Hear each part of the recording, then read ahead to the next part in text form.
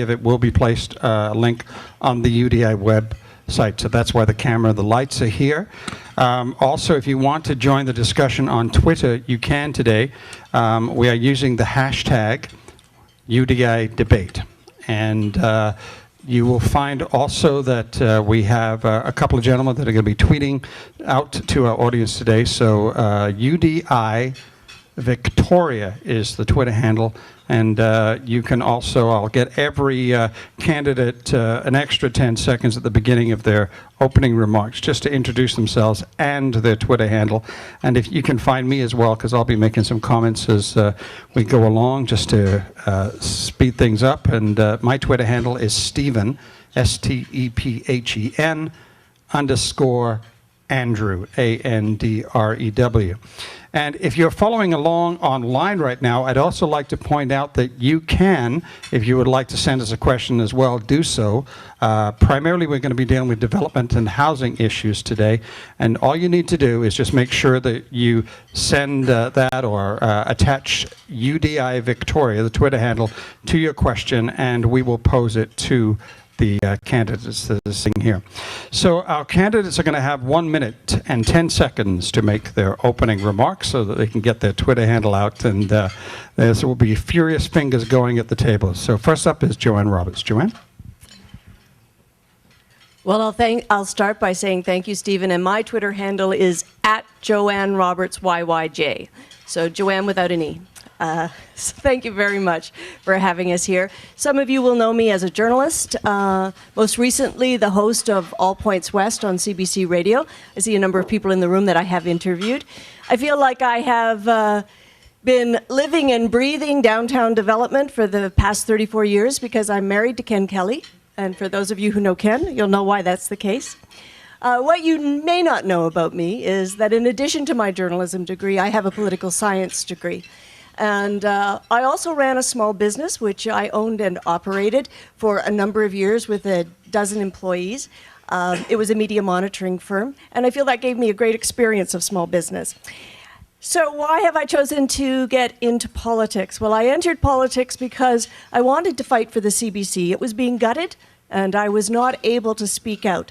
And I knew the CBC was not alone. So I chose the Green Party because it was a party that would allow me to put Victoria first, and it would allow me to give people a voice, something I've been doing all my life. Thank you very much. Thank you very much. Our next candidate is going to be Cheryl Thomas from the Liberal Party. Cheryl? Thank you, Stephen. My Twitter handle is CherB so C-H-E-R-B Thomas. And I'm very pleased to be here as well for a couple of reasons. One, I'm a small business owner as well, plus I teach in the Gustafson School of Business at UVic. I've taught at many universities around the world, including in the Middle East, where I was running an MBA program in Iran.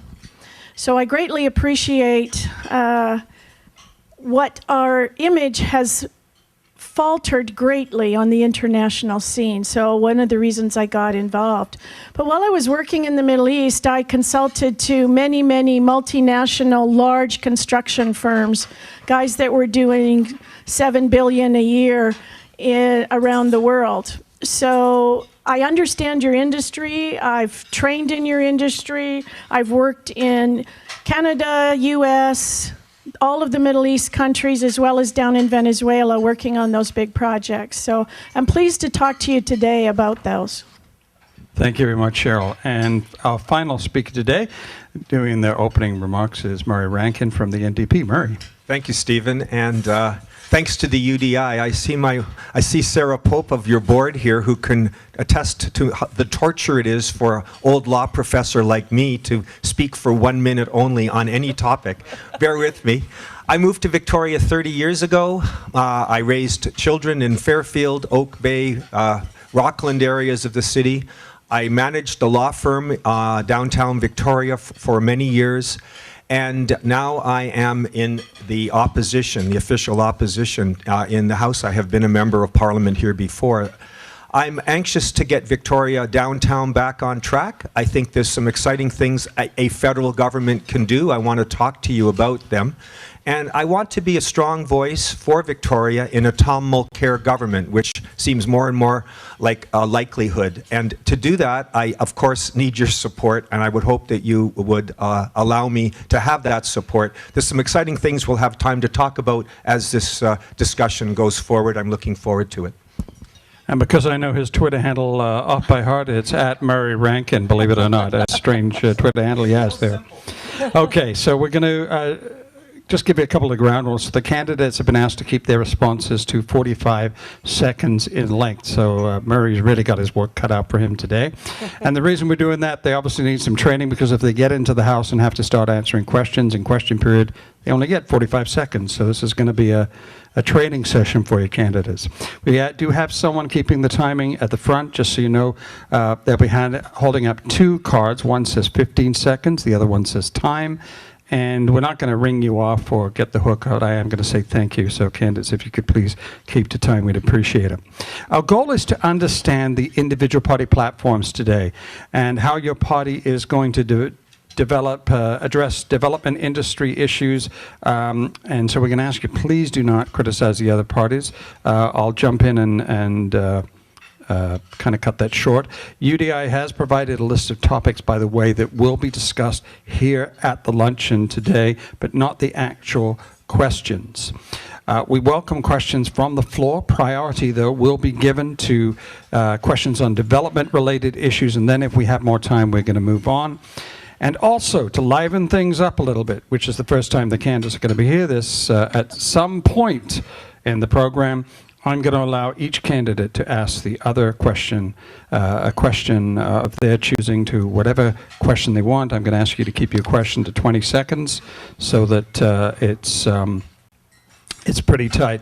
And really what we wanted to do today, when we had discussion with Kathy and Dave and everything, we wanted to have a forum that was not more an argument, but more that we would have the parties bring to you the opportunity of what they propose rather than criticize what the other party is missing.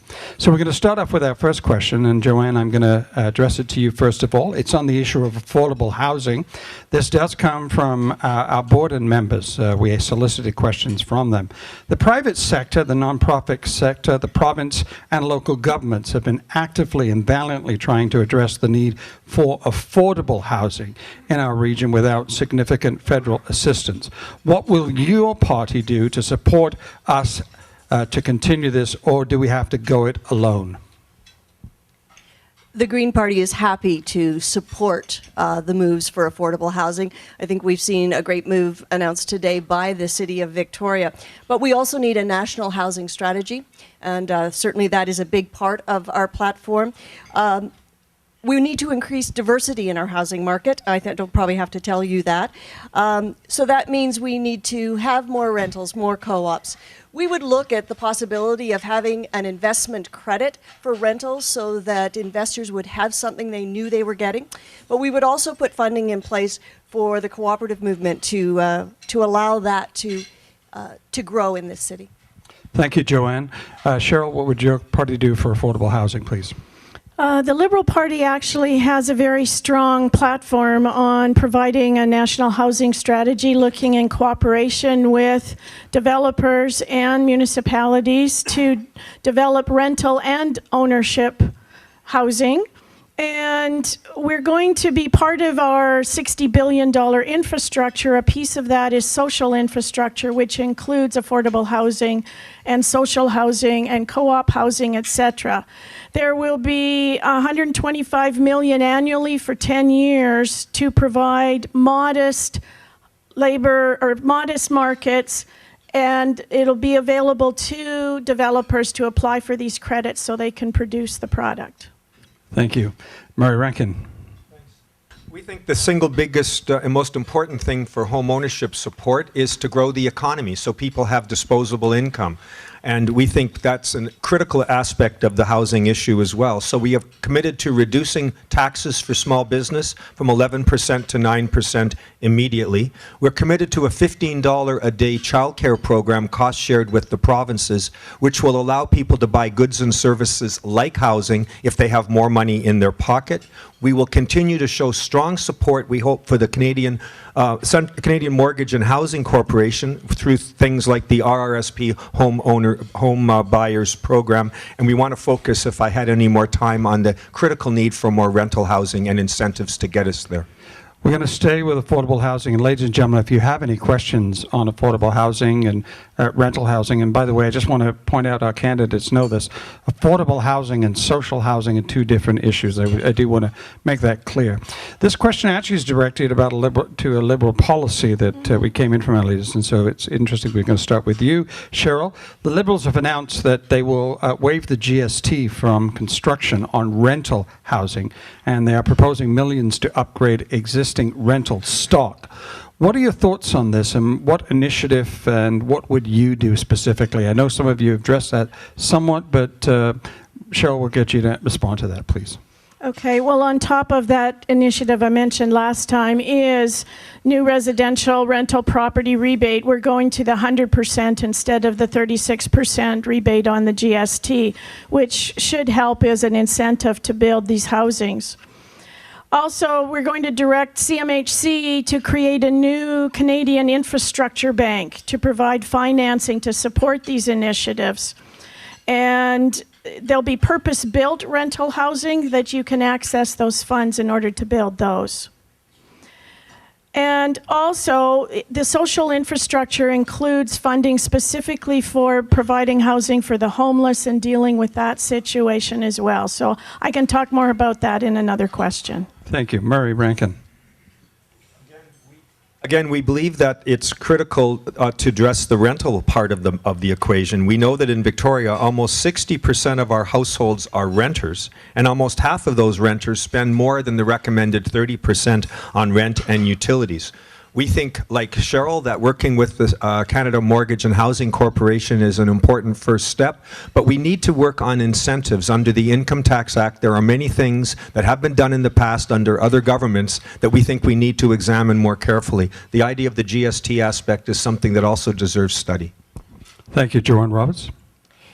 Well, I'm glad to certainly hear my colleagues here talking about these incentives, because one of the things that is a hallmark of the Green Party is working with the Liberals or the New Democrats to try and bring some of these promises that are made now into fruition. When I was down recently in Seattle, we talked about why they're getting more rentals and we're getting less here in Victoria. And much of it came down to tax structure. There's also a legal problem with condos that some of you would be aware of.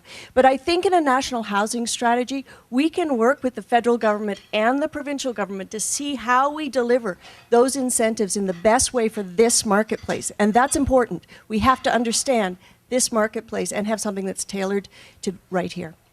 Thank you very much. Murray Rankin, we're going to start with you this round. We obviously live on the water. One of the biggest issues in Victoria has been the inner harbour. So how would you propose assisting with the revitalization of Victoria's harbour? Would you do a partnership with the province, with the city, and basically how else could you think the federal government help? Question. One of the things that I've been working hard on is trying to deal with the Belleville Street Terminal, which I think could be the pillar of development in the inner harbour. That requires federal leadership and federal money. It's the #1 infrastructure ask that everybody in the community has asked me to get behind, and I completely support it. We are committed to in the next 3 fiscal years, $30 million investment in Destination Canada. We think tourism should be rocking and rolling in this community, which will provide, of course, opportunities for merchants and the like on the inner harbour as part of the development that will occur. So we think the federal government just has to be back present in our lives as a real partner, and that's a great example of where we could make a contribution. Thank you. Wow, these candidates are doing great keeping to time. That's fantastic. Joanne Roberts, Victoria's Inner Harbour, how can the Green Party assist with redevelopment and supporting it? Well, I would agree with Murray on this. The Belleville Terminal has certainly been identified as one of the high priorities. There's a great document that's just come out from the city called Making Victoria. And in that, they show how the Belleville Terminal would work together with improvements in tourism and allowing people to have that sort of welcome to Victoria from away.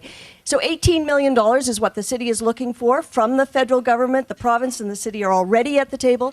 So I can tell you, as an MP who truly loves that harbour and believes that Belleville should be a priority, I would fight for that $18 million. Thank you, Cheryl Thomas.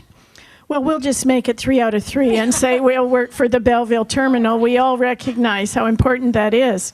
But also, I think when you want to revitalize downtown, one of the key focuses is getting housing downtown. And so there will be support for developers who are wanting to put more housing in downtown. And then I think it's also very important to work with Mayor Helps on the 6 initiatives that she has identified in that document and the drivers that are going to make this economy better. And if we work together on that, it automatically comes that downtown will be revitalized. Thank you. We're now going to have our candidates ask their first question. Murray Rankin, you're going to have the first opportunity. A question to either Cheryl or to Joanne. We don't want you asking yourself a question, but if you... and, yeah, go ahead. Is your mic on? Yeah, my mic's on, I think. Okay. Is that okay? I guess to Cheryl, the question that sometimes has caused differences of opinion between the Liberal Party and the New Democratic Party right now is the desirability of running a deficit over the next while. To deal with some of the really important issues that you and I have been, and Joanne have been talking about, I'd like if you could elaborate a little bit more about the implications of deliberately running a deficit over the next few years. Yeah, it is a deliberate effort for the next few years. We will balance the budget by 2019. But the reality is when interest rates are really low, that's when you invest. And infrastructure investment actually creates jobs, which drives the economy, which actually then puts more money in the coffers of government. So we're able to balance the budget and continue on with more programs. It's like, thanks, Marie, when you're in a house, and now is the time when money is cheap to actually invest more and improve the asset value of that. And as you all know, infrastructure is desperately needed anyways. We've had a deficit of that for the last 10 years. Thank you. It's interesting we're talking, your question now leads us to a question from our members and the board on the economy. And we'll start with you, Joanne, please. What measures or economic stimulus would your party use, if any, to aid the country in the time of a recession? Well, one of the things that we're looking at is, first of all, taking 1% of the GST and making it available to municipalities for infrastructure. So that is $6.4 billion that's instantly available. We'd also be looking to create an ability for municipalities to borrow from the Bank of Canada by creating an infrastructure bank. And when it comes to creating jobs, we are putting in place a clean tech grant that many people in Victoria I know would be available to plug into. It's $1 billion that would be for new clean technology, and that is something this city is ready for. Thank you. Cheryl? Well, thank you. Again, I get to talk a little bit more about the $60 billion investment in infrastructure over the next 10 years, and that's divided into 3 pots. One of them is transit infrastructure. The second one is around social infrastructure, and part of that is very much the housing. And it's not just housing, it's also if a community decides that they actually need a daycare center or a seniors residence or a seniors daycare or something else, that can be part of it. And the last one is the green infrastructure. So funding things, continuing to fund the things like our sewage treatment system and other green initiatives in Victoria. Thank you very much. Murray Rankin. Investing in infrastructure, putting more money in people's pockets by lowering the tax rate for small business from 11 to 9, investing in childcare so people actually have money to spend to buy housing and the like, And also on the transit front, ensuring, as NDP has promised, to ensure our bridges, roads, and other infrastructure get the attention they need. And so an additional 1 cent of the existing gas tax investment amounts to $1.38 billion in transit to get people moving. And we think that will be a way of putting further incentives and multiplier effects in the economy to get the economy going. Thank you. We'll take a break from our scripted questions now. Joanne Roberts, you get to ask one of your fellow candidates a question. And you're good at asking questions, apparently. I know. You had a whole career on it. Well, Murray, I'm going to direct this question at you because it is one that I know you and I slightly differ on. We've spoken about it before. The difference between an MP who is not tied first to the party and the party discipline, but is free to speak for their constituents. How constraining do you find that?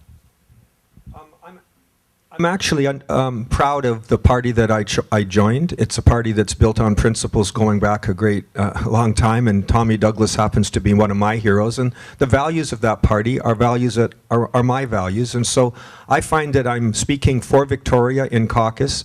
And, you know, as an opposition member, you're often slagging the government Monday, Wednesdays, and Fridays. And Tuesday, Thursdays, you're asking for favors. Please make sure that funding is there for sewage. Please help with the Belleville Street terminal and the like. And creating that balance is very difficult. I've spoken out against issues inside the NDP caucus, and I'm not afraid to vote against them if I feel that's necessary. It hasn't happened because I happen to share the values of my leader and my party.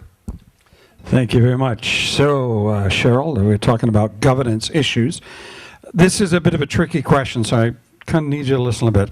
If you were the opposition in a minority government situation, what is the most important concern you would address for this region? Well, it would depend on who has the minority government. And one of the things we've actually all talked about is the need to change government right now. And if we have a minority government that Sorry, I'm going to get you to go because you're going down party. I know, I could tell. Okay.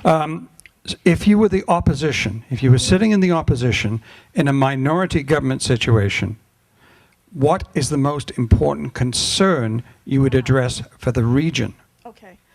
The most important concern for the region, I honestly believe, is our infrastructure deficit. And our deficit in the social housing, in the affordable housing, our deficit in our physical infrastructure. Obviously, we would have to fight and fight hard to keep that top of mind. And it's very difficult to move forward as a community when you've got infrastructure falling down around your ears. Anybody like me who lives in Dockside Green, we get to see the Blue Bridge as it's slowly going up, but we need more and more of that coming into our community. Thank you, Murray Rankin. Do you want to repeat the question, Murray? Okay, I will. Yeah. If you were the opposition in a minority government situation, so you're not the government, you're the opposition in a minority situation, propping up the government maybe, or just the opposer, what is the most important concern you would address in this region? Wow. Well, I would not prop up the Conservative government. You have my word on that. So if that's part of the premise, forget about it. I cannot imagine that scenario. I would think that my most important priority would be to make sure commitments are held for Victoria, that the government of the day allows for that funding for sewage to still be made available, $250 million that we're counting on. And I want to make sure that the Belleville Street terminal is constructed. And I think those infrastructure programs are critically important to this region. So I would fight hard for those two things. Thank you. Joanne Roberts. I would fight hard to make sure that we switch from a current economy that is polluting our environment to one that is on clean tech. I think we have to address climate change. I think it affects everyone in Victoria, especially as we look at this beautiful coastline. I would defend the coast, and I would want Canada to be a leader when it comes to climate change. I know we can, and I know we can do it quickly, and that would be a top priority. I'm just going to go off script here a little bit because Murray raised an issue. So if we're in a minority government situation, Murray, and I'll give you an all opportunity to answer this question, you say you're not going to prop up the Conservative government. So if the Conservative Party receives the most amount of seats, you would bring them down and go to the polls again? I'm simply addressing the premise of your question when you talked about a minority I know, government. but you said you wouldn't prop up the Conservatives, so That I'm is going to correct. ask you directly then. Yeah. If the Conservative had the most amount of seats, would you support the Conservative government or would you bring them down? I would bring them down. And we would go to the polls again? I would not support the Conservative government. I'm going to give you all an opportunity. Joanne. I know. Okay, go for it. Get on your horse. Well, Murray's right. We wouldn't have to go to the polls again. If the government came down, I think the Green Party could play a great role in helping the New Democrats and the Liberals come together as a cooperative parliament to say we can govern and we can govern together. And I know right now that that's not necessarily the thing you say when you're out on the campaign trail. But the truth of the matter is we can work with the Liberals and the NDP to form a government that's good for Canada. And certainly if the Conservatives don't survive a vote in the House, that could be done. So would you prop up the Conservatives if they had the most amount of seats? No. Let's ask the Liberal candidate, Cheryl Thomas. This is going to be good. This will be Again, good. Same thing. We will not prop up a Conservative government. It is time for change. Yeah. Definitely time for change. And even if they get one more seat than everyone else, that doesn't mean they automatically have the right to form government. And the other parties can go to the Governor General and say, we believe Mr. Harper has lost the moral authority to lead this country, and we have a plan for you. And this is what we agreed to do for the next couple of years to keep some stability within our system and move ahead. So just for people at home, I just want to kind of fill you in a bit of Parliament process 101. If you're in a situation where you do get the most amount of seats, you have to go to the Governor General and say you believe you have the confidence of the House and you can rule. But the other issue now then becomes, because it seems to me candidates, and my apologies for going off script, but I think this is important. Let's start with Joanne Roberts. You're proposing a coalition government. No, we don't. No, we don't need a coalition necessarily. Our history tells us, I mean, you know, Lester B. Pearson had two minority governments that were not coalitions, but where parties worked together. What you need in the House of Commons are votes, not seats. And on issue by issue, you would need to have those votes. Now, you would need agreement from the other parties that they would support you on the confidence of the House, and that's usually a money issue. And Elizabeth May has said clearly that she is willing to ask each of her candidates to sign that covenant. I have agreed to sign that. And I think the other thing you should know is Elizabeth May made it clear in her Mansbridge interview, she keeps the Governor General's phone number in her pocket. And election night, she's prepared to use it. Good. I have Elizabeth's number in my pocket, so I'm going to have a direct line to the Governor General now. Let's ask Cheryl Thomas. Coalition governance? Obviously, every single party is going to work as hard as they can to win as many seats as they can. But the day after the election, we'll be having a look at things like that. And as Joanne said, back in the 80s... I sense some dodging there. Well, no, I'm going forward. Back in the 80s, there was an example of this in Ontario where the parties came together and they went to the lieutenant governor and said, here's our plan. For the next 2 years, we agree on these points, that in confidence votes, we will support each other so that there is stability in the government for at least 2 years. Murray Rankin. It's hard to improve on what's been said. I agree with everything that's been said. That is the way our system works. There's a possibility of a minority parliament in which the NDP and the Liberals and the Greens would work together. That's a certain possibility. So is that a coalition? No. And the other way to do it is through this pact that was an example of which was Cheryl alluded to. In 1985, Ontario, Peterson and Ray sat down, negotiated 12 things we're going to work on for the next year and a half, but vote against the government if necessary, except on confidence matters. That's a perfectly acceptable parliamentary system, and we can work with that. I think that's very interesting. Thank you very much, ladies, and Murray, appreciate that. Let's now move to mental health and addiction and homelessness issues. And I believe, Murray, you're the next person up, I think. How would you assist the homeless and those with mental illness? This is a significant problem across the country. We're seeing it growing in Victoria. There was a request from Victoria Mayor Lisa Helps to look at this on a regional basis. One of the challenges that we have, though, of course, is we're not considered a big city. We're not at the big city table.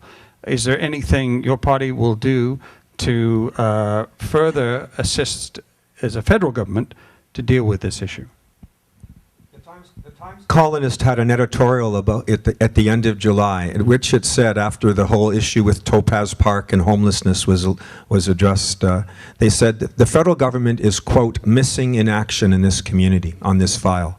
And that is so true. It disturbs me greatly when I see the city trying to step up to deal with homelessness, but finding the partner at the federal table is just not there. And I just think it's as simple as getting the federal government to come and help with some of the capital infrastructure that's necessary. You heard about today's suggestion from a couple of councillors and the mayor in Victoria. But more importantly as well is to continue working on mental health issues. The federal government has done some very good work. I'm very proud of the Canadian Mental Health Commission. We got to continue that funding and work with them. Thank you, Joanne. Well, I've said that we are looking at a national housing strategy, and I talked about the affordable market component, but we're also looking at a housing first component, something that has been used very well here in Victoria, but it has been underfunded. Murray's quite right, and there are some cuts coming up that must be stopped. We need to renew the funding to the rental subsidies that are coming due, because we do not want that to ripple out. Mental health also has to be brought into our healthcare system and seen as a health problem, not a society problem. We also need to work with our First Nations, Métis and Inuit, and we're calling for there to be an emphasis on improved housing to also go into many of those communities and make their houses more energy efficient, which would certainly save them money and address a poverty issue as well. Thank you. Cheryl Thomas. Thank you. The homeless situation is kind of threefold, and one of it is housing, and number one needs to be housing. You can't deal with the other issues if these folks don't have housing. But secondly is also the mental health and the addiction issues, as we know. And so that requires a round table with municipalities, province, and the federal government sitting down together, coming up with a strategy, committing funds to support those folks so that they can stay in safe housing and deal with their mental health and addiction issues. There's also some issues about early intervention or on-the-street intervention with mental health being attached to the police forces, and we would like to talk about that a lot more too. Thank you, Cheryl. Our next question is on the Coast Guard and dealing with marine issues. Did I not get Yeah, thanks. Let's start with Joanne then. What is your perspective, Joanne, on the recent cuts to the Coast Guard? Would you support more cuts, or would you bring back the Coast Guard ships for emergency services? We stand quite strongly on bringing back the Coast Guard to its full strength. We know that we have this amazing coast, and this is not the time to restrict the presence of the federal government on that coast. So we would reverse those cuts, but we would also take a look at how we can integrate the Coast Guard with our other coastal services so that we are on watch up and down our coast. So we are able to monitor what's going on all the way along our beautiful coast and all the way up to the northern part of this province. So yes, we're very much in favor of reversing those cuts and putting more funding and training into our Coast Guard. Thank you very much. Let's now move to Cheryl. Cheryl Thomas. Same thing. We would immediately reinstate the Kitsilano Coast Guard. But the challenge is it was decimated. It was cut off. And it's going to take us a lot of time to undo some of the damage that's been done. And so we would reinstate it. And also work with Ocean Sciences up at UVic, where they are monitoring the oceans quite significantly. They are monitoring the plates as well as the health of the ocean, and actually look at putting in preventative programs instead of dealing with problems after they've happened. Thank you. Murray Rankin. We saw the world-class cleanup capacity of the Coast Guard on display in the summer in English Bay, and if you're as embarrassed as I am, you'll know what I'm talking about. A few barrels of bunker sea oil. Imagine if that had been hundreds of thousands of barrels of diluted bitumen, what would happen? And our Coast Guard was absolutely, embarrassingly unable to do the job. So clearly we have to reinstate those cuts, restore the funding that was there, and work, as I think Joanne has said, more closely in integration with the other first responders up and down the coast to make a difference. It's simply broken now. We've got to fix it. Okay, thank you very much. This question now, I believe, is a very brief question. You probably won't need 45 seconds, but it's on the census. Would you bring back a more extensive census collection? So I guess it's long form. Let's start with you, Cheryl. Yes, please. Short answer? Yeah. Yes. Should never have been eliminated in the first place. I think you folks rely on data as much as government should in order to make decisions. And it's just absolutely ridiculous that we've got a government that's going around making decisions with absolutely no data to back it up. And one thing about the Liberal Party is we are a practical party that makes decisions based on evidence and data, and we need that. We can't plan social programs or anything else if you don't have the data. Thank you. Let's go to Murray. The question is, would we restore the long-form census? The answer is in a heartbeat. It's embarrassing that the head of Statistics Canada has to resign. It's embarrassing that people like you can't get the data you need to do it. And why was it cut in the first place? For some ideological reason by a few of the Conservatives that got the ear of the Prime Minister. We also believe in a science-based, evidence-based government apparatus, and to not have the basic data that you need is obviously ridiculous. Joanne Roberts. Yes, I think I echo my colleagues, and we would bring it back. But I think it is important to look at this as part of a whole. We are being treated as voters as if we don't need information, and the sources of information have been systematically cut. And I don't think we have to kid ourselves. It started with the long-form census that took information out of our system. We have seen the attack on scientists, on libraries, and on the CBC. I think we need to see this as a way to make sure we're uninformed as voters. And the best way to fight back on this is not partisan, is to say this government has to change. There has to be allowed, this is not who we are as Canadians. Thank you very much. To the assembled crowd here at the Union Club in Victoria, I just want to mention that we're running light on questions now. So if you have questions, if you want to raise your hand, I can come to your table. If you would like to write them down, please do so on any available scrap of paper you have available. Just hold it in the air and we'll come and grab it from you and present it to the candidates. Murray, we're going to start with you on the issue of liquefied natural gas. What's your position on liquefied natural gas in British Columbia?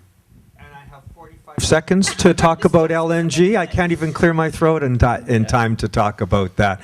I think there's a lot of concern about the LNG issue. Lots of concern about fracking. We need to have a science-based review of projects, including LNG, to deal with it. We've lost all confidence in the National Energy Board, its ability to conduct fair, science-based, conflict-free reviews of projects, including LNG, is very suspect now. We've got to get, as others have said, scientists back. We've got to unmuzzle the scientists, and we have to review these processes in a fair, objective, and thorough way, involving First Nations and involving the environmental community and others in doing so. LNG is simply one of many examples where we have to do that. Thank you, Murray. Let's go to Joanne Roberts, please.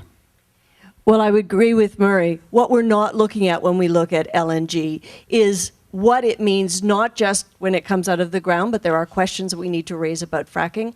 We also need to look at what it does to our greenhouse gases, and if we are going to move to reducing our greenhouse gases, how much of this energy has to come from LNG? Is LNG being developed for our use or for export? These are questions we're not asking, and we're certainly not asking in this province to get the best deal out of LNG. So I have strong questions about whether LNG is needed as an energy source. It might be needed as an interim one, but not without the real questions being asked, and not just about whether it's going to make money for some foreign company. Thank you. Cheryl Thomas.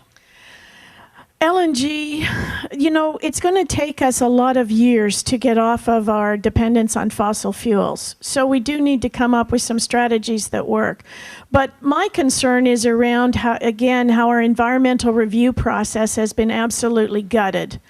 And we once again need to come in with some very, very strict rules that have to be lived up to, and also that communities need to be engaged much more before fracking can occur in their communities or that pipelines go through their communities. We need to get that environmental review process back to where it was and improve it even more. Thank you. So then, staying with this topic, Joanne, if pipelines are not built, how will Canada get their oil to market? Well, let's start with what pipelines won't be built. We're not building pipelines that will carry diluted bitumen to market. They are just plain dangerous. And what we need to start asking ourselves is, if we're taking oil out of the ground, and we're not in favor of expanding the oil sands, we know that the current oil sands need to be, we need to transition away from that. It's not going to happen overnight. So if we're taking oil out of the ground, then we need to be looking at whether those jobs are in Canada. We refine it here, and we transport a safe product. But the Kinder Morgan pipeline is calling for diluted bitumen, and that will be 7 times the tankers going by our beautiful Ogden Point, and that's what we're opposed to. Cheryl Thomas. Yes, pipelines actually are the safest way to transport oil and gas materials. But the trick is you have to have them built well, not leaking, and done cheaply. And again, you need to think about where they're going to create the least amount of impact. Obviously, going north through virgin rainforest is not the way to go. But we need to look at, again, with a good environmental review process, where that does need to go. And it is working with the communities. As Justin Trudeau says, governments set processes in place, communities give permission. Thank you, Maria Rankin. I share the concern about sending raw anything off the shore. I think raw logs are a problem, and most people on Vancouver Island understand that. And I think sending raw diluted bitumen offshore to create jobs elsewhere is hardly a recipe for success in employment for Canadians. So there has to be that kind of lens looked at it. Speaking of lenses, there's no carbon lens, no climate change lens available on these pipeline projects. It's simply not permitted to look at the impact on global warming of pipelines. Leaving aside the silly economics, it appears that that's another aspect that's ignored by our current review process. We feel that desperately needs to be fixed. Thank you very much. We're now going to move back to affordable cities. Cheryl, this is a question that you will lead, please. How will your party ensure that Canada's cities are resilient, sustainable, and affordable? For example, infrastructure upgrades, transit, which we haven't really dealt with today, but I think we'll have a question coming up on that, and first-time home buyers incentives. Okay, boy, in 45 seconds? Okay. Why don't you leave the transit out, and we'll ask a separate question on that. Okay. Leave the transit out and just talk about affordable housing or first-time buyers? Affordable cities. How do you make them resilient? I mean, okay. I think an affordable city is not just dealing with the affordable housing, it's also dealing with infrastructure. I mean, we have a typical example here in Victoria. I mean, we have a bridge that it needs to be replaced. The sewage pipes are obviously being dealt with on a triage level. So, I mean, it's a bigger picture than just affordable housing. Yeah. Definitely. And again, going back to our infrastructure program, the $20 billion that are available for the green infrastructure can be used on things like the sewage and the other infrastructure. It can be used to build the bridges, to build the roads. But what it happens within consultation within the communities. This is not pork barrel decisions that are come down from Ottawa. It will be a joint decision in the regions between the municipalities, the province, and the federal government sitting at the table making decisions together on which projects are a priority for each individual municipality and region. Thank you, Cheryl. Let's Murray Rankin, please. I think the federal government has to be a reliable partner with local government, with long-term funding provided for projects involving infrastructure. That's the first thing, rather than coming cap in hand periodically to the federal government and looking for things. But look, the most important thing is to have money in people's pockets. That's why childcare is such an important part of our platform, because we want to have more money left over to buy things and make life affordable. We have to get money into the middle class families' pockets, and that includes a commitment not to raise the personal income tax or the capital gains aspect of that tax, which we've made, and also to be very, very sure that the federal government, as I said, is a reliable partner going forward with the cities so we can address their needs as they identify them. Thank you. Joanne, please. I agree that when you want to be an affordable city, you also want to be a vibrant city. And this matters in Victoria because Victoria is an entrepreneurial city. We have the highest rate of self-employment in Canada. And I think so it is important, as Murray has said, the Green Party is calling for the small business tax to come down by 2%. We're also saying, let's think creatively. What if the federal government had a downtown first policy? So when we're putting new federal government offices somewhere, we look at the downtown. Because if people live and work in a downtown, then their services come from there, they spend their time there, and they spend their money there. And if you have a mass, you will get affordability, but you'll also get vibrancy, which brings more business. Thank you very much. You've been keeping to time so well that we've actually run out of questions. I have one left. So if in the audience you have questions, just please raise your hand. I'll come to your table and we can ask that. And so the people on video, I do apologize. I'm not going to be on camera for a bit as I wander around the area. While we're dealing with this, let's deal with transit. And I think the one issue that needs to be dealt with, obviously we do have a transit issue. We've been talking about how taxes have been and infrastructure has been downloaded onto local governance. Let's start with Murray on this, I think. Murray, what can the federal government do to assist with transportation? I mean, we've seen that the Conservatives are committed to, for instance, opening up the Mackenzie interchange and finally doing that project. We have federal initiatives. There's been talk of light rail, but we simply can't do it based on the tax base that we have here, and it's going to need federal assistance. What do you see? Some of the gas tax money has to be made available to transit, specifically transit projects. We don't think the federal government sitting in Ottawa knows best. We think we have to sit down with secure, continuing, dependable funding to work with the municipalities to figure out what their needs are. And so it's as simple as the federal government being a reliable partner again on things like transit. Simple as that, Stephen. Thank you. Let's go to Joanne Roberts, please. I agree with Murray, but I think we go one step further in our platform when we have a vehicle to bring the levels of government together. The problem has been the disconnect between the federal government, the provinces, and the municipalities. So we're calling for a Council of Canadian Governments, much like they have in Australia, where you would have the federal government, the provincial government, the municipalities through the FCM at the table, along with First Nations, Métis, and Inuit. This would be a forum for decisions to be made as a country, and then you would decide which jurisdiction would then move forward with it. It is how we have in the past operated as a country. It just hasn't been done under this government, and it's time to formalize it so governments going forward follow this procedure. Cheryl Thomas. A Liberal government will actually boost monies for public transit by nearly $6 billion over the next 4 years and almost $20 billion over the next 10 years. And again, we will be working with the municipalities and the regions to determine priorities for those monies. But the reality is, we've all seen the state of our roads and bridges and everything else, and those desperately need to be invested in. And by the way, it creates jobs. Thank you. So we've nailed all those. We do have one question from the audience. It's from Ken Kelly, who is the Executive General Manager of the Downtown Victoria Business Association. Just in the interest of disclosure, he is married to the Green candidate. You're not going to ask your question now? Do you have one written out that I can... No? Okay. We've decided to avoid that. First question, where do you stand on privacy rights that Mr. Harper has sacrificed to American demands to maintain homeland security? Joanne, that's a question from the audience, please. Well, I do think we have to be very diligent, and this is something I know that Murray and I agree on. One of the primary areas where our privacy has been sacrificed has been in Bill C-51, and that should be repealed immediately when Parliament resumes.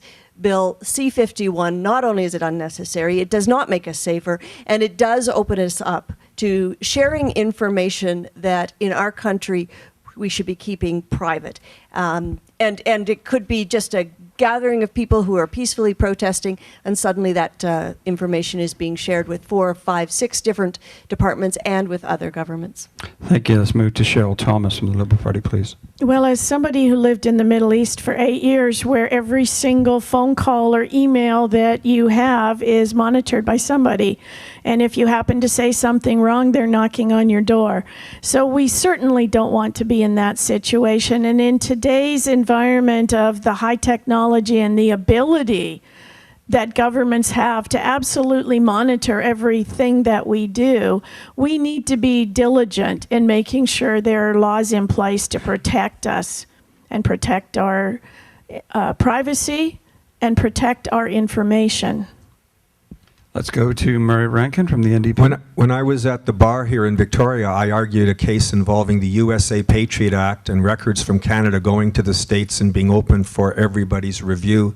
I continue to teach at the University of Victoria a course on privacy law, and I'm here to tell you that C-51 is an abomination. We're the only party that could form government that is utterly opposed to this and will commit immediately to repealing this misguided statute. Thank you. Let's move on to Cheryl Thomas. Another question from the audience, please. What is your policy on Triple P partnerships? Triple P partnerships can be good, but they can also be onerous.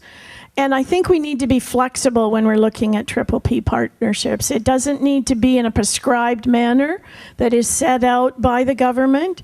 It needs to be something that is developed uniquely, innovatively in every region. There are lots of options to look at Triple P partnerships, and it doesn't need to be complicated, and it can be very, very specific to our area and our parties who are at the table. It does not need to be prescribed by government. Okay, Murray Rankin, please, Triple P. I am quite skeptical about Triple P partnerships. I believe that they end up often costing more money and aren't necessarily in the public interest. I realize that sometimes it's better for the private sector just to do the job that government has done, but why do we create these middle grounds where in fact they end up doing things that are profit oriented but really not necessarily producing the goods and services that they should be. So I look at them with considerable skepticism. Thank you. Joanne Roberts from the Green Party. Well, I do worry that Triple Ps often become, 4 Ps, and the last one being political. And I think that has to be the caution that goes into Triple P. When I talked about creating an iBank, an infrastructure bank, one of the reasons for creating that is governments go to Triple P when they feel it would be too expensive to borrow money on their own. And you need the 1/3 federal, 1/3 municipal, 1/3 provincial, and you can't get one of those pieces. So you think, well, then we'll go private. And there are times when that works, but if you could borrow from the Bank of Canada, which we needed to have an in-between because of our current laws, you put an iBank in place and you can borrow at those low rates, then municipalities would go ahead with the projects they feel they need and leave the Triple P to the ones that suit them best. Thank you. This will start with Murray Rankin, please, again from our audience. How will you address Canada's resources, such as forestry, fisheries, and farm goods? 45 seconds. How will I address Canada's Murray, you resource take up industry? 10 seconds mentioning that you only have 45 seconds every time. Sustainability is the mantra. I believe in sustainability to my core. We need to make sure we have those viable industries for future generations, that we just don't rip and ship, which seems to be the way we currently think is sustainable. I don't. We need to address climate change adaptation in the industries such as forestry. We've seen the devastating impacts with pine beetle and other things in this province already, and the floods and the droughts that we're seeing require a more enlightened government that actually understands that climate change is real and here to stay. That applies particularly in the resource sector. Joanne Robertson, the Green Party, please. Well, I would agree that we need to look at our resources differently, because the thing about renewable resources is that they are there. If you don't take them out of the ground now, they're still there for the next generation. If you don't cut it all down now, it will be still there for the next generation. We have to stop thinking in 4-year cycles or quarterly cycles. We have to start thinking long term. So that means adaptation. It also means value added. We are a country that's no longer, hewers of wood and drawers of water. We're a country that's smart, that believes in adding value. And I think it's time that our government encouraged more of that moving forward. Thank you, Cheryl Thomas. The Liberal Party doesn't believe that you talk about the environment separate from the economy. They aren't an either-or situation. They go hand in glove. And so we're actually providing some monies to stimulate some green tech jobs where you can actually look at, are there ways we can work in our fisheries, in our forestry, in agriculture, in some of our resource industries, and do it cleaner, do it greener. And there will be some opportunities for grants for people who are trying to bring those kinds of jobs to Canada. Thank you very much. So next question is Joanne, I think. First up, again, going back to Coast Guard and marine issues, how would you address the derelict moored vessels up and down the BC coast? The writer says, I believe this is a federal jurisdiction, but the feds have done little to clean up the small harbors on our coast. Well, I don't have to tell municipalities it's not all a federal issue. It is about tide lines and jurisdictions, and it is complicated, and this is a difficulty when we have our Department of Fisheries and Ocean and our Department of Transport not working together with our provincial government and our municipalities. And I guess that we need to clean them up, but we also need to clean up the jurisdictional problem that has made this problem sit there, where something is seen as not my problem. And this has been going on for too long. That's why I say bringing back that era of cooperation, sitting around the same table, will address that issue. I mean, this is one that we do have to address quite severely. Thank you, Joanne. Cheryl Thomas, please. I don't have much to add from what Joanne said there. Again, it is a multi-level government that needs to sit down and deal with these issues. And right now, they've all just been handing it off to the other one and saying, not my problem. And a Liberal government will bring back the partnership with municipalities, partnership with premiers, so that you're actually sitting down at least once a year and having conversations. And you involve the First Nations and Indigenous peoples as well. So you're actually having Prime Minister's Conference where all of these issues can come to the table and you can actually deal with them and go forward with some action and no more talk. Murray Rankin, NDP. I have little to add on that. I think the others have summarized it very well. The only thing I would add, however, is that we need to have a responsibility center, somebody who carries the can for this issue in the federal government. Because there's different agencies. If you've tried to deal with it, there's Coast Guard, there's Transport, there's receiver of RECs, believe it or not. Yeah. Somebody has to carry the can. We just need to identify that person. And then I agree, that person has to work with local governments to get on with it, finding a solution. My error, I did forget to have Cheryl ask her question. She's eager to do it. She probably knows what she's going to ask and who she's going to ask it to, so go for it, Cheryl. I do.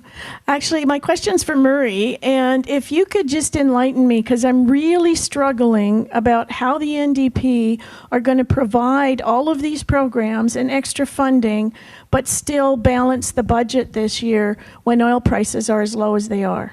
So can you explain that to me? Right. Well, this week, I think Thursday, we'll be releasing our fiscal framework that'll talk about sources of revenue as well as expenditures with an effort, as we've committed to have it balanced. We don't think that having debts for future generations is a sustainable arrangement, nor do we think it's in the interest of young people who are struggling already with the largest debt load in the history of Canada. So it'll all be clear when we put that out. But I think that Tommy Douglas ran 17 surplus budgets, balanced budgets, when he was in Saskatchewan, and that is where we're looking to for our inspiration. It's complicated, I acknowledge that entirely. There's new sources of revenue we're looking for. I'm committed to going after international tax havens, which make it very difficult, those people who store their money there, to compete, for you to compete with them. Thank you very much. Okay, we are nearly out of time, so we're going to give you about 45 seconds each to wrap up, which will help you, and I'll just let you adjust your notes so that you are ready. For those of you joining us online, we are at the Urban Development Institute debate, more of a discussion really on the issues affecting the federal election, and we have Murray Rankin from the NDP, Cheryl Thomas from the Liberal Party, and Joanne Roberts from the Green Party. The Conservative candidate was invited, John Rizzuti, to attend today. After several attempts, though, he declined to participate. Let's go to Murray Rankin. You first up with your closing statement. Thank you. I want to thank you. I want to thank you for your attention today. I want to thank UDI for making this possible. I want to thank you, Stephen, for doing an excellent job moderating it. The UDI has obviously an important role to play in dealing with some of the issues we've talked about, affordable housing among them. And my simple message to you is that a federal government that is interested in working with you could make all the difference. We clearly have to provide a different tax structure. You've heard a lot about incentives, for example, to do this. But we also have to provide stable arrangements with local governments and with yourself so that you know where we're coming from in the future. I don't have much more to add, except I do want to say thank you again for giving us this opportunity to be with you today. Thank you. Cheryl, you're up next, please. Okay, I guess I'd like to encourage you to really have a good look at the Liberal platform. Our platform has been developed over 5 years with world-renowned experts looking at best practices around the world, and has been vetted by the retired chair of the Bank of Canada as well as chief economists of Canada. Every single line is accounted to with a revenue stream attached to it. So it's not wild promises trying to buy votes. It's an absolute detailed plan to move this country forward, to build this country, build jobs, stimulate the economy, and let's go forward the way Canada can really be. Thank you. And finally, Joanne Roberts from the Green Party. I would echo what Cheryl says. I encourage you, as you go forward to vote in this election, to check out where the parties stand. Like the Liberals, you'll find the Green Party has a full platform on social issues, on environmental issues, on economy, and creating jobs. And we have costed it out. Kevin Page, the former parliamentary budget officer, has signed off on it. But I guess what I really want to say, because it's something a lot of people have asked me, is what good can a Green MP do for me? Well, I want to tell you a Green MP can work with either a Liberal or a Democrat government. But first and foremost, a Green MP will work for you. I will bring critical thinking, evidence-based decision-making, but an open mind and a willingness to work for you to put Victoria first. Thank you. Ladies and gentlemen, those of you three candidates attended the luncheon today. Again, for you at home, the Conservative candidate, John Rizzuti, declined several opportunities to participate today. And we should also mention there are two other declared candidates by Election Canada. One is Art Lowe from the Libertarian Party. Another one is Jordan Reichert from the Animal Alliance Environment Party, Voters Party of Canada. To the audience today, thank you so much, and please would you help me in thanking our participants today.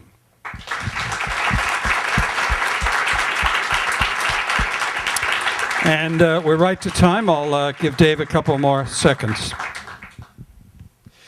Thank you very much. All I can say is wow. I think we are very fortunate to have three such strong candidates that we can listen, get wisdom from, and now we must do our duty, and that's to go out and vote on October the 19th.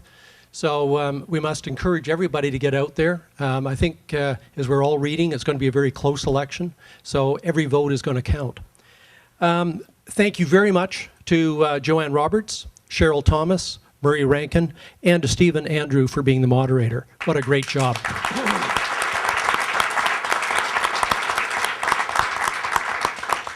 Once again, on behalf of the UDI Capital Region, thank you very much.